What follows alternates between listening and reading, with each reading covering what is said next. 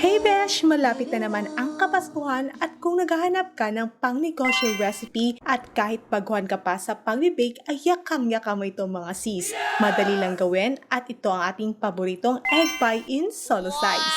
Kaya kung bago ka pa sa channel ko, welcome po and please subscribe and hit that bell at pakiclick na din ang all para updated ka sa ating new videos every week.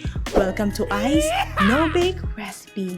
At ito ang ating mga ingredients para sa ating pie crust. Meron tayo ditong 2 cups ng all-purpose flour, 3 tablespoon ng sugar, at half teaspoon ng salt, half cup ng cold water, at 1/3 cup ng cold butter. Now we're all set at i-assemble na natin ang ating mga ingredients. Ihalo na natin ang ating half teaspoon ng salt. Then, isunod na natin ang sugar. Then, mix muna natin ang mga dry ingredients. At nasa description box below ang kompletong sukat ng ating mga recipe. Then, ilagay na natin ang butter and mix it.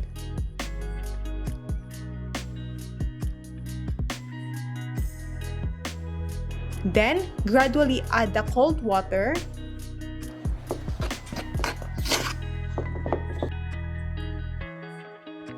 Then mix it at gamitan lang natin ng kamay until it forms a dough.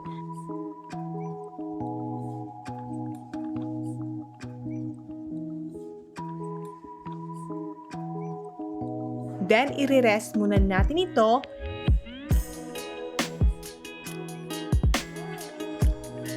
Cover lang natin para di mag-dry.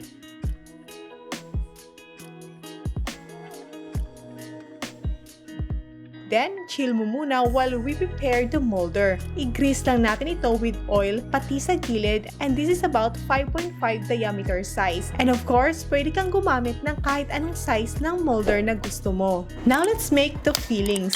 4 na whole eggs at isa pang egg yolk ang ating gagamitin in this recipe. At itatabi lang natin ang natirang egg white para sa ating nirang later.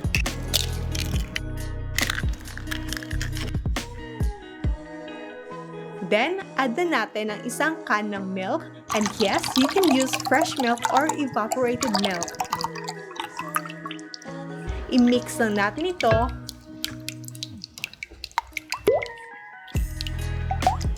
Then, add natin ang isang cup ng milk powder. You can use just any brand ng milk.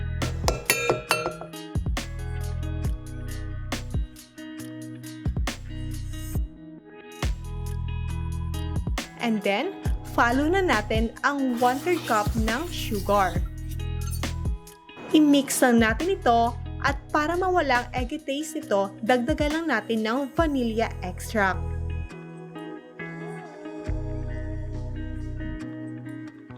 Then, isif natin ang 3 tablespoon ng flour. This way, maiwasan natin ang buo-buo at madaling i-mix mamaya. So basically, i-mix lang natin ang mga ingredients together at yan until wala ng flour na makikita. At ito para sa ating secret tips para smooth at walang butas-butas ang ating fillings, i-strain lang natin ito twice. This way, masala natin ang mga namumuo ingredients dahil whole eggs ang ating ginamit at mawala ang mga excess bubbles.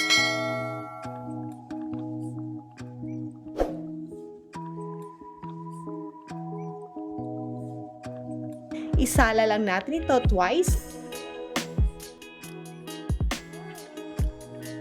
At yan, super smooth na ang ating mixture. At dito sa ating naiwang egg white kanina, i-whisk lang natin ito.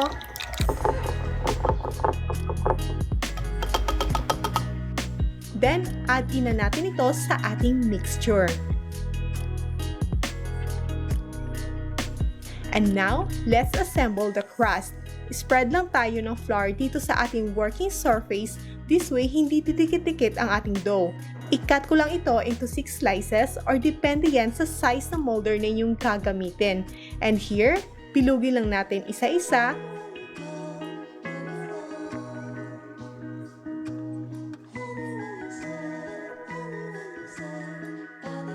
Then, by using this rolling pin, flatten lang natin ito and you can use bottle kung wala kang rolling pin.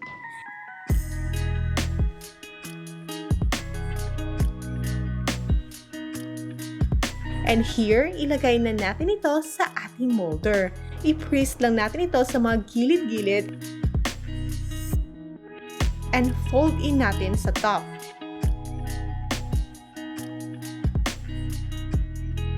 And just repeat the process up to the last one.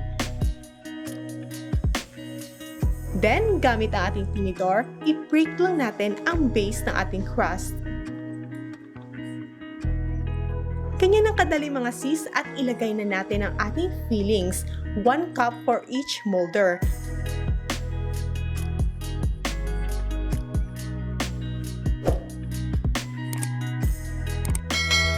At yan, ready to bake na ang ating egg pie.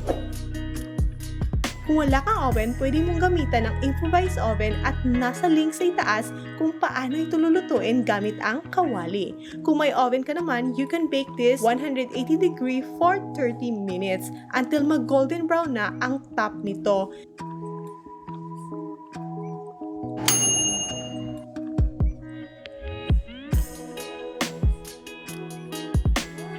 So here mga besh, let it cool muna dito sa ating cooling rack bago tanggalin sa molder. And here's our egg pie in solo size.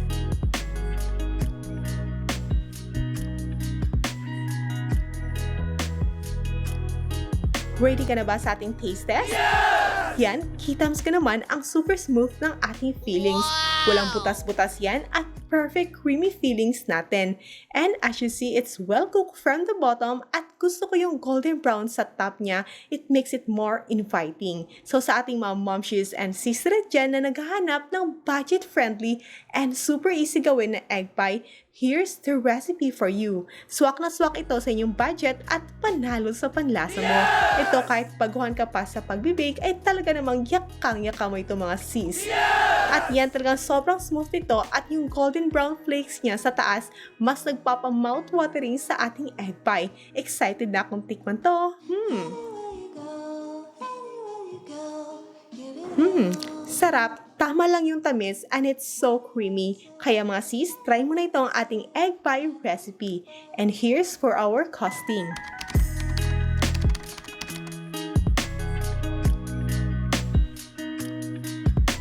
At salamat muli sa inyong panonood. Again, my name is Ice. Thank you so much and enjoy cooking!